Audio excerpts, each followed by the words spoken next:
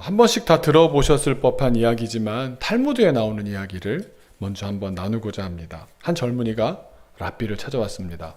랍비님, 저 지혜로워지고 싶습니다. 탈무드를 가르쳐 주십시오. 랍비가 말합니다. 탈무드 쉽게 배울 수 있는 제가 아니라네. 하지만 청년은 포기하지 않습니다. 끈질기게 랍비에게 매달립니다. 그러면 자네가 이 문제에 답을 맞춘다면 가르쳐 주겠네. 그러면서 테스트를 하는 겁니다. 두 아이가 굴뚝 청소를 하고 나왔네. 그런데 한 아이는 얼굴이 까매졌고 다른 아이는 얼굴이 깨끗했다네. 두 아이 중 누가 먼저 세수를 하겠는가? 당연히 얼굴이 까매진 아이죠. 더러운 사람이 닦는 것 아니겠습니까? 그랬더니 랍비가 틀렸네. 얼굴이 깨끗한 아이가 먼저 세수를 했다네. 아니 왜죠? 사람은 자기 얼굴을 못 보지 않는가? 두 아이는 상대방의 얼굴을 서로서로 봤지. 얼굴이 까매진 아이는 깨끗한 아이의 얼굴을 보며 세수할 필요가 없겠네 라고 생각했고, 깨끗한 아이는 까매진 아이의 얼굴을 보고 자기도 까매진 줄 알고 바로 세수를 했단 말일세.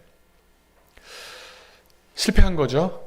하지만 거기서 멈추지 않고 젊은이는 지혜를 얻기 위해서 다시 강구합니다. 랍비님, 다시 한 번만 기회를 주십시오. 전 탈무드 꼭 좀 배워야겠습니다.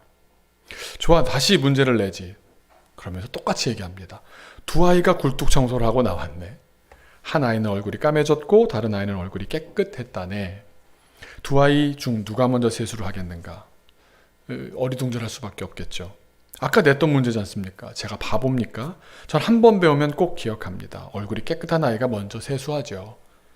그랬더니 랍비가 틀렸네. 네? 방금 전에 맞았다고 가르쳐 주는 걸 대답했는데 틀렸다고요?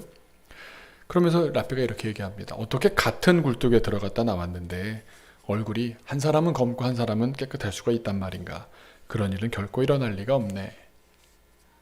많이 들어보신 이야기였을 겁니다.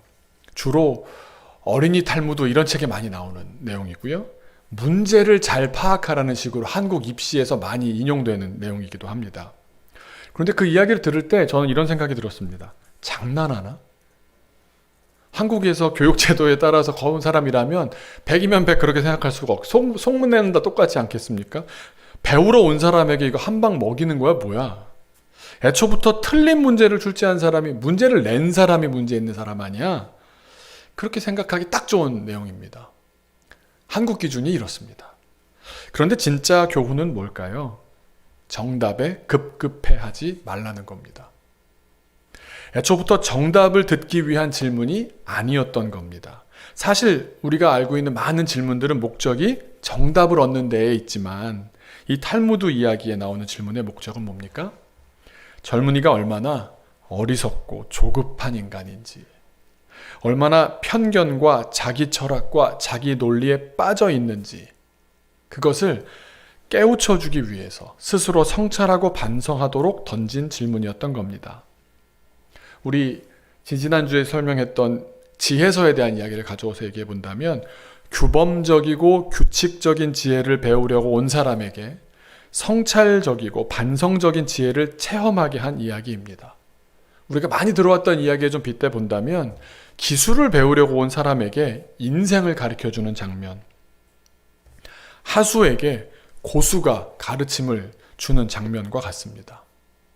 탈무드 이야기는 여기서 끝나는 것으로 알려져 있지만 저에게 남는 숙제가 하나 있었습니다. 뭐냐 하면, 과연 이 젊은이는 이 이후에 어떤 인생을 살았을까요? 두 가지 길 가운데 하나를 선택해야 했을 겁니다. 규범적인 지혜만으로 살아갈지, 저 스승 가짜네, 저런 게 어딨어, 말장난이야? 그러면서 자기가 알고 왔던 그 틀에 박힌 신앙대로 살아갔을 수도 있겠고, 아니면 그런 게 있을 수 있을까? 하면서 더 깊은 지혜로 들어갔을 수도 있었을 겁니다. 전도서는 바로 여기에 위치하고 있습니다. 이 두 갈래길 앞에 있는 책이 바로 이 전도서입니다. 성경의 66권 책 가운데는 지혜서라고 불려지는 책 3권을 말할 수 있습니다. 잠언, 욥기, 전도서인데, 탈무드의 젊은이가 알고 있었던 지혜가 잠언적인 지혜라고 한다면 랍비가 갖고 있었던 지혜는 욥기의 지혜라고 볼 수 있겠고요. 이 두 지혜를 모두 담고 있는 책이 바로 전도서입니다. 잠언은 그래서 법칙을 알려줍니다. 잠언의 지혜는 법칙대로, 이 여기서 말해주는 법칙대로만 잘 살면 행복한 인생 살게 된다. 공식을 가르쳐 줍니다. 그럼 한번 생각해 보십시오. 이런 공식은 누구를 위한 공식일까요? 요즘 신조어를 만드는 그 신조어법을 따라 보자면 신린이라고 한번 지어봤습니다.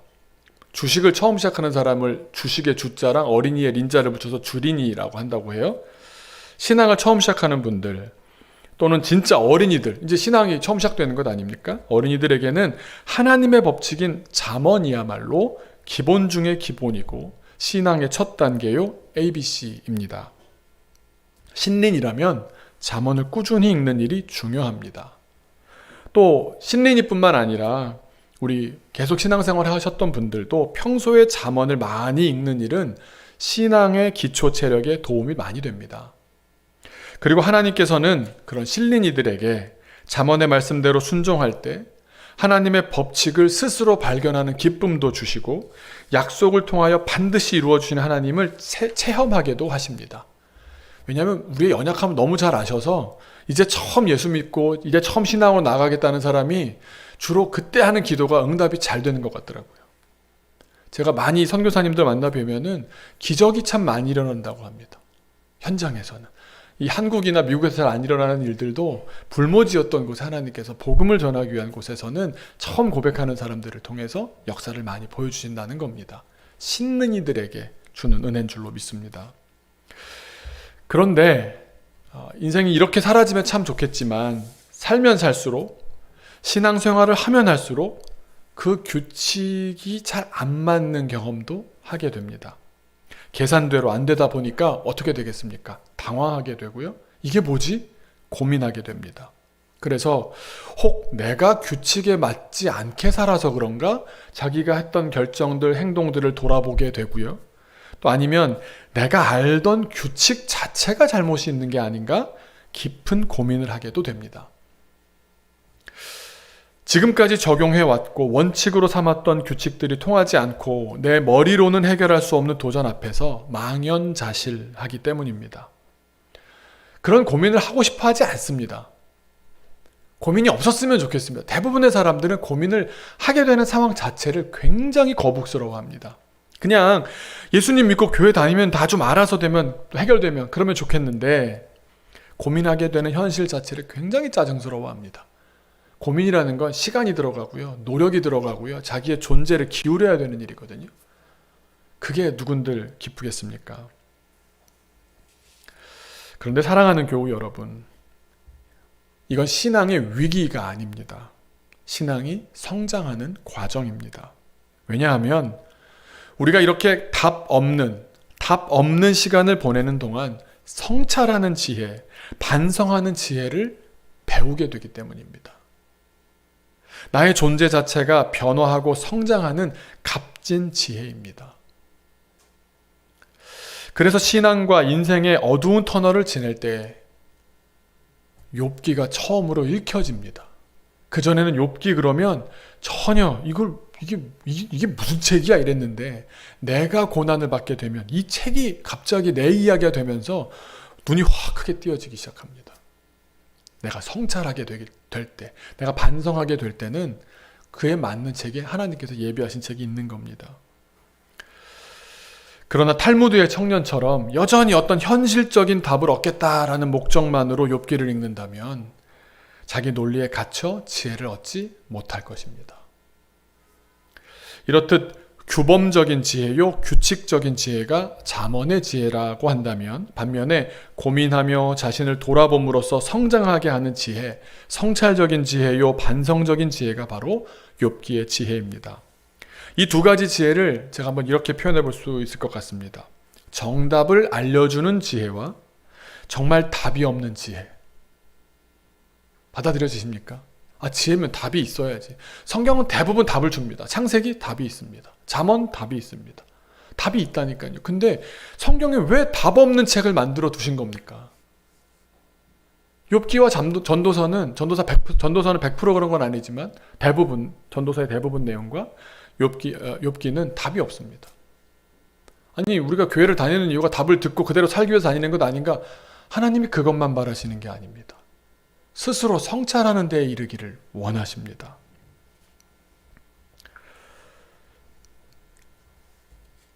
잠언이 정답을 말해준다라고 생각해 보면 꼭 요즘식으로 표현하자면 학원 같습니다. 학원. 어떤 문제도 다 풀 수 있고 심지어 빨리 풀고 많이 풀게까지 도와줍니다. 그러나 욥기의 대부분은 어떤 내용입니까? 고난에 빠진 욥을 돕겠다며 덤겨든 친구들의 말입니다. 아주 규범적이고 규칙적인 얘기를 굉장히 멋들어진 표현과 더불어 충고라고 다 얘기를 합니다. 그런데 욥기를 읽는 내내 굉장히 힘듭니다. 왜 힘드냐 하면 아니 저렇게 멋들어진 규범적인 지혜의 말들이 어쩜 저렇게도 공허할 수 있을까? 인생에 요만큼도 닿지를 못, 욥에게 한마디도 닿지를 못할까?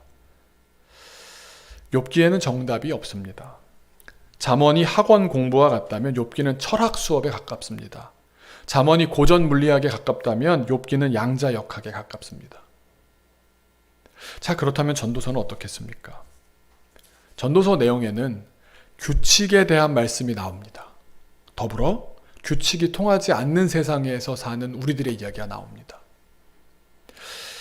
정답을 말씀하시는 잠언적인 지혜와 답 없음을 받아들이라는 욥기의 지혜가 공존합니다. 그러고 보면 가장 우리네 인생과 닮아있는 책이 전도서 같습니다. 우리는 잠언적인 것을 원하고 그렇게 배워왔고 그렇게 살아가려고 하지만 아닌 것을 경험할 때 욥기를 또 펼쳐보듯이 전도서 안에 그것이 함께 어우러져 있습니다. 잠언만으로 살기엔 인생이 너무 복잡하고 욥기만으로 살기엔 우린 답 없이 살 수가 없기 때문입니다. 잠언과 욥기 사이에서 우리가 함께 전도서를 읽어가고 있는 겁니다. 그래서 오늘 말씀을 제가 얘기하기 전에 이걸 말씀드린 이유가 이런 잠언의 규범적인 지혜, 지금 말씀하시는 게 규범적인 내용인 것이냐 아니면 욥기의 반성적인 지혜를 이야기하시는 거냐, 이 큰 두 가지 축을 가지고 오늘 말씀을 보셔야 성경이 읽힙니다. 그 틀을 머릿속에 넣으시고 오늘 말씀을 들어가고자 하는데요.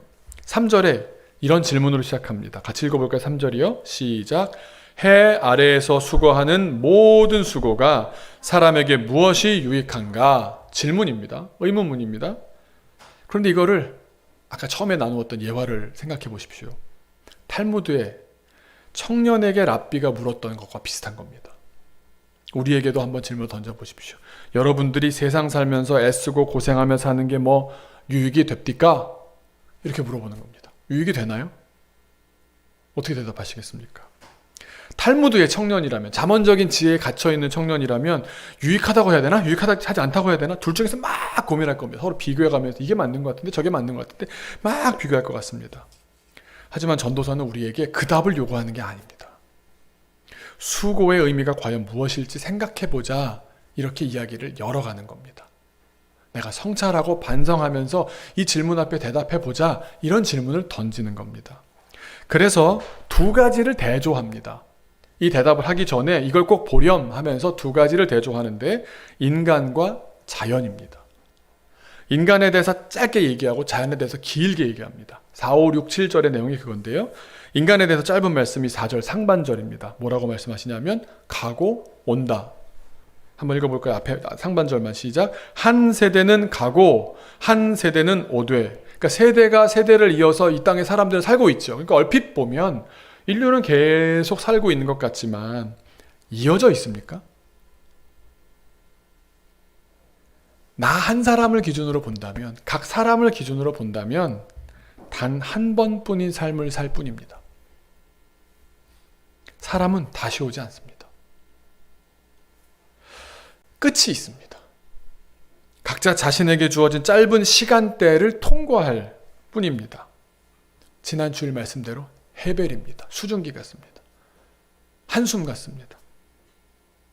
그런데 이어지는 이야기들이 하나님께서 창조하신 세계로 시선을 확 넓혀버립니다. 어떻습니까? 창조 세계에는 쉬지 않고 돌아가는, 계속해서 운동되고 있는 질서가 있습니다. 4절 하반절로 7절의 내용이 이겁니다. 땅은 영원하고요. 해는 다시 떠오르고요. 바람은 분명히 지나갔는데 다시 그 같은 곳으로부터 불어오고요. 강물이 바다를 향해 흘러만 가니까 넘쳐야 할 것 같은데 다시 증발하고 비로 내리면서 새로운 강물이 되어서는 다시 또 바다로 흘러간다는 겁니다. 하나님께서 창조하신 세계는 태초부터 지금까지도 쉼 없이 계속되고 있다는 겁니다. 변함이 없습니다. 잠언적인 세계입니다. 규칙적인 세계가 있습니다. 해가 안 올라오는 날이 있던가요? 물이 마를 날이 있었던가요? 그런 걸 걱정하며 사시는 분들 계십니까? 하나님의 창조하신 질서와 법칙으로 규칙적으로 이 세상은 흘러가는 겁니다. 그러기에 우리는 거기서 안정감을 찾습니다. 내일도 해가 떠오를 테니까. 그래서 거기에 안도감을 느끼기 때문에 우리는 땅에 건물을 짓고 지어 올리고 또 마음의 주추를 거기다 내려놓고 사는 겁니다. 그런데 그러다가 하는 실수가 뭐겠습니까? 영원히 살 것 같은 생각을 하며 산다는 겁니다. 우리 4절 하반절부터 4절, 5, 6절, 7절까지 한번 같이 읽어보겠습니다. 시작. 한 세대는 가고 한 세대는 오되 땅은 영원히 있도다. 해는 뜨고 해는 지되 그 떴던 곳으로 빨리 돌아가고 바람은 남으로 불다가 북으로 돌아가며 이리 돌며 저리 돌아 바람은 그 불던 곳으로 돌아가고 모든 강물은 다 바다로 흐르되 바다를 채우지 못하며 강물은 어느 곳으로 흐르든지 그리로 연하여 흐르느니라. 자연은 반복적인 운동을 멈추지 않습니다. 모든 자연은 순환합니다. 그것이 법칙입니다.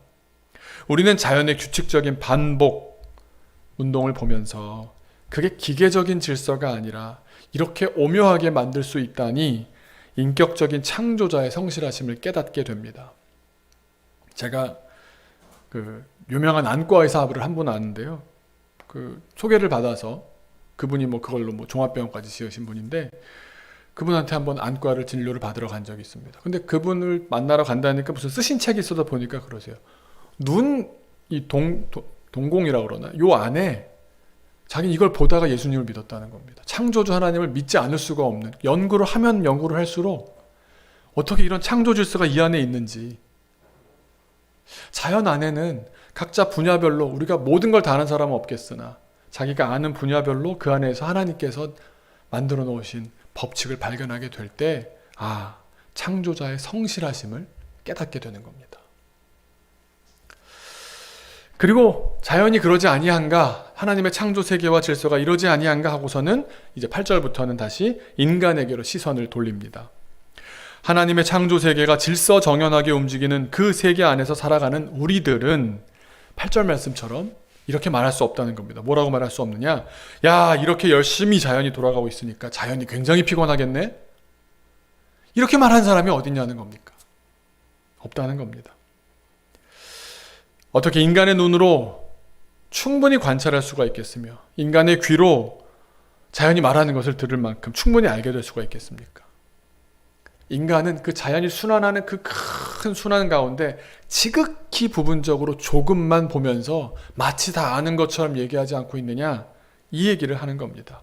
그래서 8절 말씀에 모든 만물이 피곤하다는 것을 사람이 말로, 사람이라는 존재가 말할 수도 없고 말이라는 언어에 가둘 수도 없고 다 말할 수는 없나니. 왜 그러냐?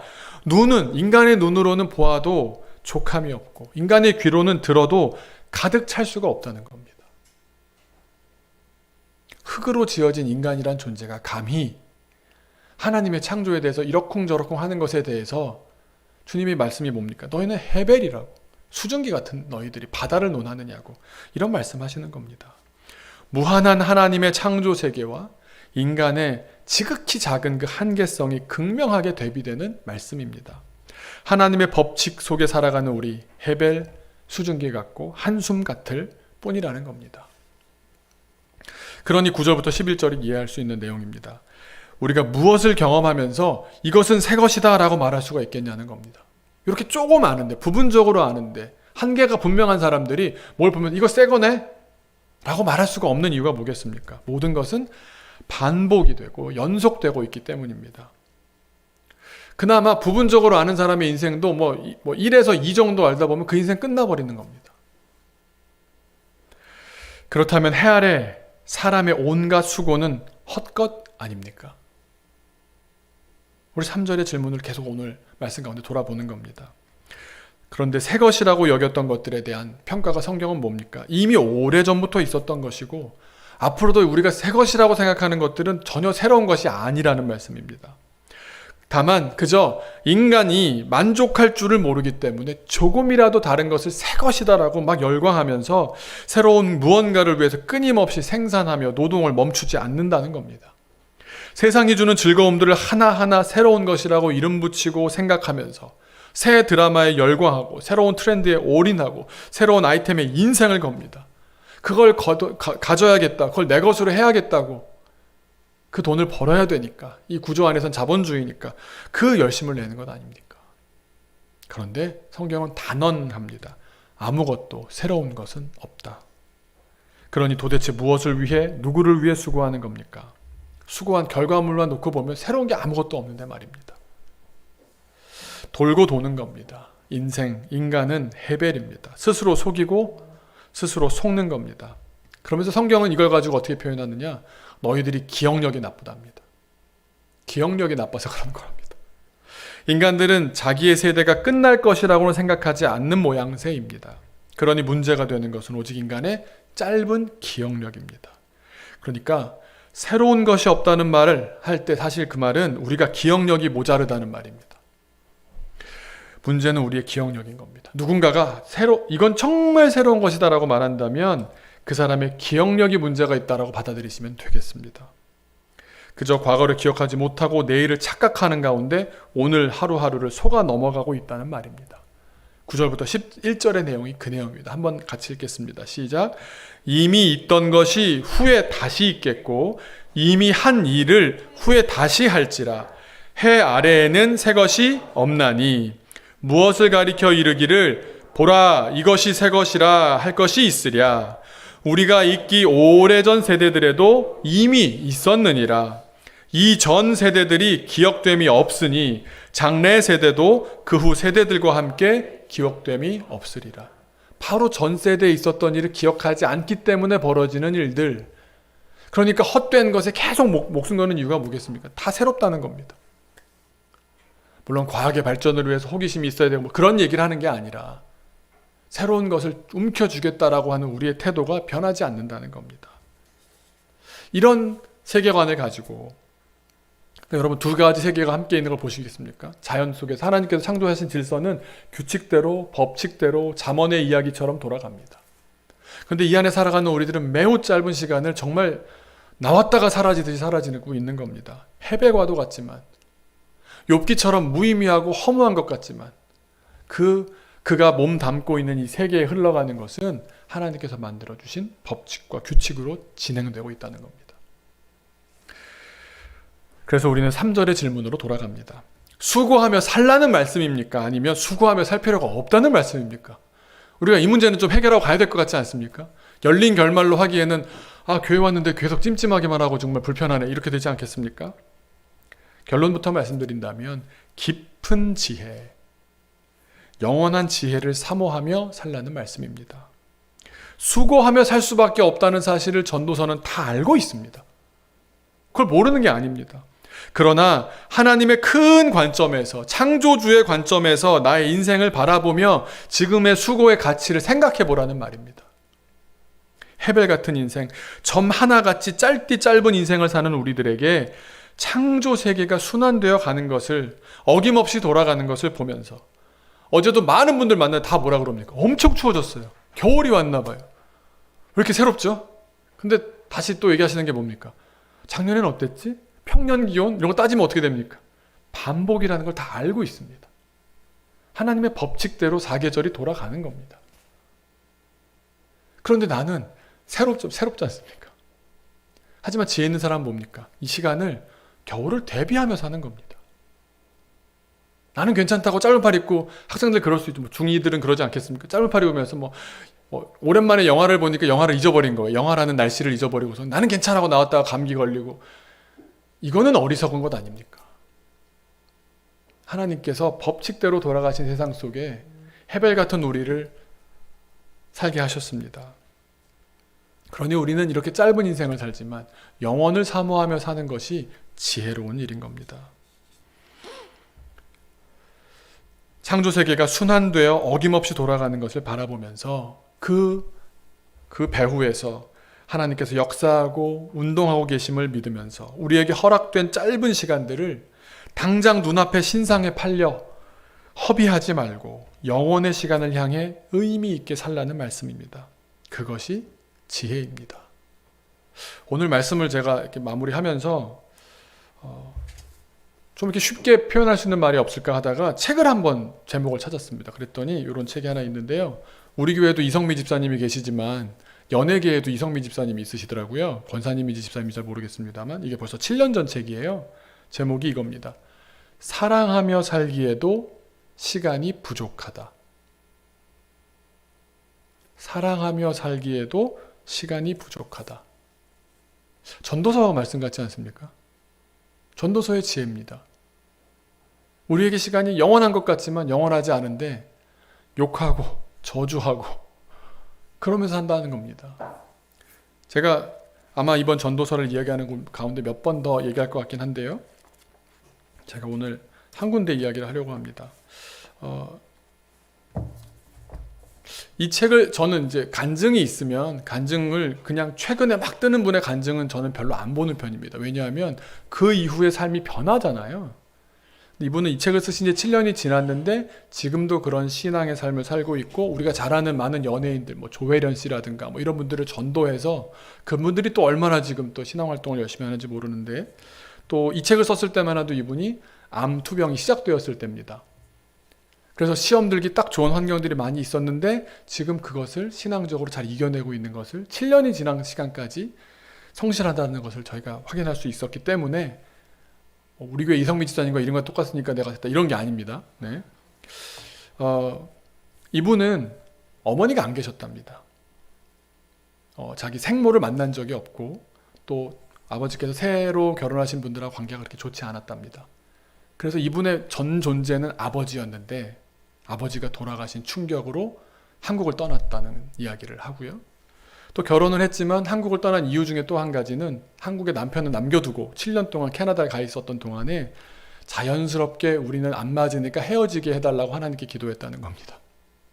좋은 기회로 삼아서 서로 상처 주지 않고 막 축복 기도를 했대. 하나님이 좋은 남자 만나게 해달라고. 근데 그 과정 가운데 하나님께서 나를 만드신 이야기 그리고 자녀가 셋인데 큰아이가 아들이고 둘째, 셋째가 딸입니다. 근데 큰아이랑 갈등이 너무 심했는데 갈등의 가장 큰 핵심은 이분이 연애 생활을 하면서 술, 담배는 안 했지만 욕을 잘해야지 이게 방송에서 사랑을 받는 면이 있는가 봐요. 그래서 욕을 열심히 배웠대요. 그걸 배우기만 하고 난 못하겠어 이랬는데 어느 순간 자기가 너무 찰지게 잘하더래요. 방송에서 또 이렇게 각광을 받으니까 욕이 아주 배웠는데 그게 언제 문제가 되냐? 아들한테 해댈 때 욕이 너무 찰진 겁니다. 욕이 나가면 예쁜 말과 욕이 나가진 않지 않습니까? 저주의 말이 나가더래. 그러니까 아들과 갈등이 보통이 아니었던 겁니다. 그런데 그 과정 가운데 그 모든 과정을 겪고 나서 그 이야기도 나중에 좀 더 제가 이렇게 본문과 맞는 이야기들을 하겠지만 이분이 이 책을 쓴 제목처럼 된 이야기가 있어서 그걸 소개하려고 합니다. 소제목이 뭐냐면 엄만 사랑이 너무 많아졌어 입니다. 막내가 울면서 내게 물었다. 굉장히 어린 막내가 있더라고요. 막내가 울면서 내게 물었다. 엄마 일찍 죽어? 그게 무슨 소리야? 친구들이 엄마가 나이가 많아서 일찍 죽을 거래. 엄마 진짜 일찍 죽을 거야? 막내야, 세상에 올 때는 순서가 있는데 가는 건 순서가 없어. 누구 엄마가 먼저 갈지는 하나님만 아셔. 그러니까 친구들끼리 니네 엄마가 먼저 죽을 거야 이렇게 얘기를 했나 봐 애들이요. 참 죽음을 놓고 애들이 이렇게 농담을 하는 훌륭한 그러면서 이분이 이렇게 받아들인 겁니다. 이성미 씨가 내가 나이가 많긴 많은 모양이다. 아이는 매년 내 나이를 세면서 나이가 너무 많다고 걱정을 한다. 하긴 42살 차이니 막내가 18살이면 난 60이 된다. 그리고 나는 그 나이에 할 또 다른 큰 꿈을 꾸며 산다. 그런데 아이는 밤마다 날 위해 울며 이렇게 기도한다. 하나님, 엄마가 나이가 너무 많아요. 일찍 죽지 않게 해주세요. 내가 많이 클 때까지 우리 엄마를 살려주세요. 엄마는 나보다 42살이나 많아요. 하나님 제발. 그 기도를 들을 때마다 웃음이 나면서도 눈물이 난다. 그래서 막내를 잘 야단치지 않는 모양이다. 하지만 아들은 늘 그게 불만이었다. 자기한테는 막 난리를 쳤던 거죠. 이제 큰아들한테는. 엄마, 애는 그렇게 키우면 안 돼. 왜 나한테 하던 거랑 달라. 야단쳐, 혼내. 그렇지 않으면 버르장머리가 없어진다고. 난 엄마처럼 아이를 키울 거야. 그러니까 나 키우듯 엄하게 키우라고. 그럴 때마다 난 아들에게 이렇게 말한다. 사랑하며 살기에도 시간이 모자라. 그냥 내버려 둬. 내 눈에 너희들과 사랑의 기억을 담기에도 시간이 모자라. 그러면 아들은 뒤돌아서며 까칠한 목소리로 한마디 한다. 엄마는 사랑이 너무 많아졌어. 옛날하고 너무 달라졌어. 애들 버르장머리 없어진다고. 나만 당했다 이거죠. 그럴 때마다 난 아들에게 무지 미안하다. 다 네 덕분에 배운 거야. 미안해. 내가 너를 통해 사람이 됐어. 내가 너를 통해 내가 사람이 됐어. 그 대신 앞으로 더 많이 사랑하면서 살자. 내가 널 얼마나 사랑하는지 알지? 그러면서 이렇게 결론 내립니다. 첫째한테 배운 노하우로 둘째와 셋째는 거저 키웠다. 그렇지 않은 집이 있는 걸 저도 압니다. 그런데 내가 변하는 것이 천국을 만들더라고요. 재밌게도 아들이 큰 사고를 친 적도 있었고요. 그 과정 가운데 학교에서 이 나라에서 쫓겨내겠다, 추방하겠다라는 말까지 들었던 적이 있더라고요. 근데 그런 위기 가운데 그 아들과 같이 아들이 먼저 얘기를 해서 엄마가 먼저 욕을 끊고 아들이 엄마가 다니는 새벽기도를 같이 나가고 어느 날 그러더랍니다. 아들이. 엄마, 하나님이 부르셨어. 그래서 늘 부르셔. 이러죠. 그랬더니 아니 그거 아니야 엄마. 아 왜? 그랬더니 지금 신학을 하고 있습니다. 그 아들이. 신학을 하는 걸 저는 전혀 제가 추천하지 않는 바인데 세진아 들으면 안 돼. 넌 하지 마. 하지 마. 아무도 하지 마. 사나 너도 하지 마. 하지 마. 하지 마. 제가 드리고 싶은 말씀은 뭡니까? 엄마를 보면서 받은 영향력으로 사람을 다른 걸로는 못 바꿀 줄 알았는데 하나님을 만나니까 바뀌네. 이걸 본 겁니다. 여러분 어떤 수고를 하시면서 사시겠습니까? 어떤 수고를 하시면서 사시겠습니까? 우리에게 허락된 시간과 우리에게 허락된 체력과 날들이 많지 않습니다. 그래서 사랑하며 살기에도 시간은 부족하지 않습니까? 나이가 들어서 돌아보면 다들 무슨 말씀하십니까? 내가 사랑한다는 말을 많이 못했다고. 미안하다는 말을 그때 했어야 했다고. 많이 안아주지를 못했다고. 전화를 좀 더 했어야 했는데 못했다고. 이성미 씨가 자기가 아들 때문에 최악이었을 때 그때 우리식으로 말하면 구역 식구 같은 분이 와서 그러더랍니다.